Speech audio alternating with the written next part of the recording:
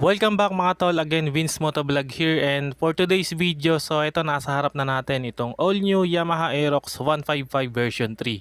So ito yung standard version na may color race blue. So totoo nga ang balita mga tol, napaka-porma na nitong bagong Aerox version 3. Ang laki ng changes lalo na sa front end niya, napakagwapo. Mas naging sharp yung itsura niya. So available nga pala itong mga tol dito sa Royce Yamaha Rev Zone, Cabanatuan City, sa tapat ng SM City, Cabanatuan. So meron tayong tatlong color variant para sa standard version, no. Itong nasa harap natin yung race blue. Meron din tayong glaze blue at Yamaha black. So para sa inyo mga tol, anong kulay ang gusto nyo?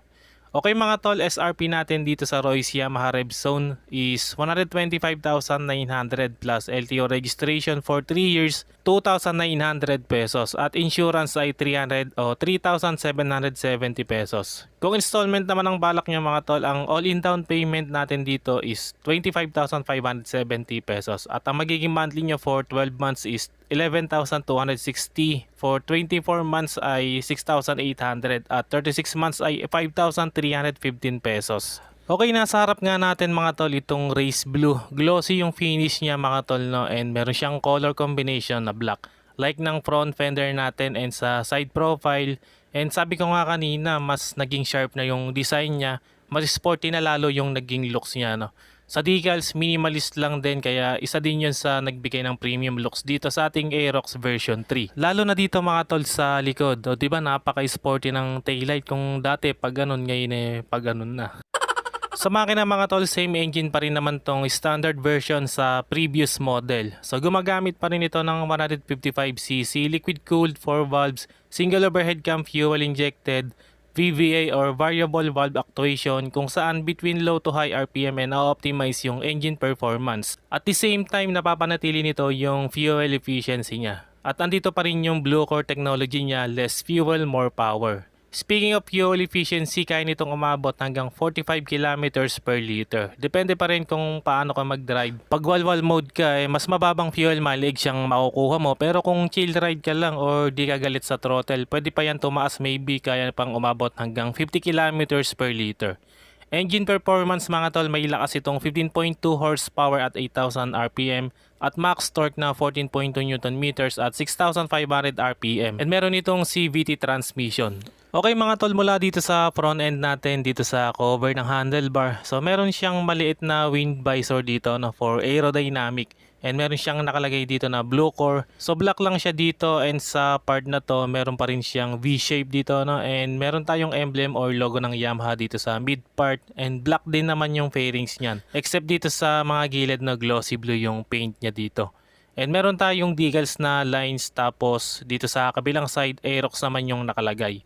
And sa part naman na to mga tol, side profile niya, black yung paint niya dito, kaya nagkaroon siya ng hati effect dito, no? Tapos may decals tayo dyan na Yamaha.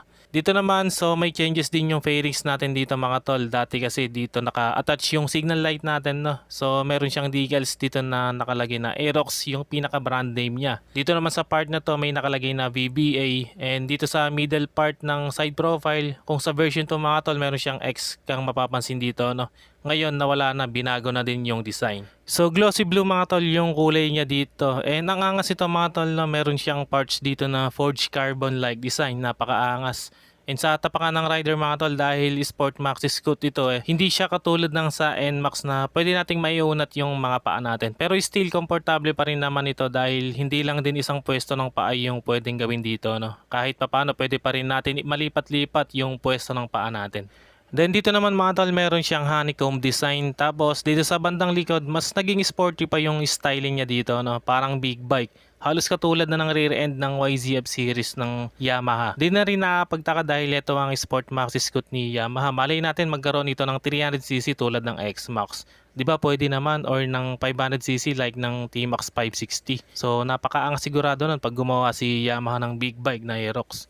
Okay mga tol, tuloy tayo dito sa rear end niya. Black na yung part niya dito, no? And meron siyang emblem ng Yamaha dito.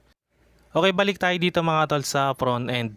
Napakaangas at napaka-sporty mga tol ang itsura niya. Kung dati smooth lang yung details niya, ngayon makanto na no, and mas gumanda lalo yung pagka-facelift nito. Mas umangas tapos ubiksi na rin yung DRL lights natin. Dati all the way mula sa gitna papunta sa taas. Ngayon kasi dito nilipat yung signal lights niya no, na dito naka-attach dati sa previous model. Kaya mas naging maporma na yung styling niya. And in-improve na rin ni Yamaha tong signal lights niya dahil LED na rin ang ginamit. And sa mismong headlamps natin mga tol, syempre upgraded na rin. Naka-projector lights na rin tayo dito kaya siguradong mas gumanda pa yung buga ng ilaw nito. And hindi siya yung typical na projector light dahil square siya mga tol. Ano? And isa din sa nagustuhan ko itong built-in na winglet. Naka-forged carbon-like design din tulad nung nasa side profile niya. So hindi na natin need bumili ng winglet dahil stock pa lang talagang maporma na. Dito naman tayo sa taillight mga tol. So sabi ko nga kanina mas naging sporty lalo yung design niya dahil sa previous model palapad siya no. Pero ngayon may similarity na yung design niya sa mga YZF series ng Yamaha. So LED pa rin yung ginamit dito and dito naman sa signal lights nag-improve na rin, LED na rin ang ginamit sa wakas. And syempre meron tayong ilaw para sa plaka. Pillion ride natin same pa rin sa dati na alloy ano. So ito naman yung location ng ating cooling system o yung radiator niya. And sa muffler same design pa rin ng dati. Okay, sa front suspension natin in-improve na din ni Yamaha. Mas malaki na yung inner tube natin kaya mas gaganda lalo yung stability nito. Tapos from KYB pa kaya napaka-quality talaga. Front fender natin glossy black and yung pinaka-patilya is rough yung texture na color black. Front brake natin mga tol, naka-disc brake tayo dito. And syempre with single piston caliper. So non-ABS siya mga tol. Sa gulong naman naka-IRC tire tayo o brand. At may sukat ito na 110/80 rim 14. And tubeless ang ginamit. Dito naman sa rear suspension natin, naka-dual shock tayo dito. At ang pinakaabangan natin dito sa Aerox version 3. Rear brakes natin syempre disc brake na ang ginamit. So malaking improvement talaga to ng Yamaha para dito sa Yamaha Aerox version 3 dahil ito talaga ang request ng marami.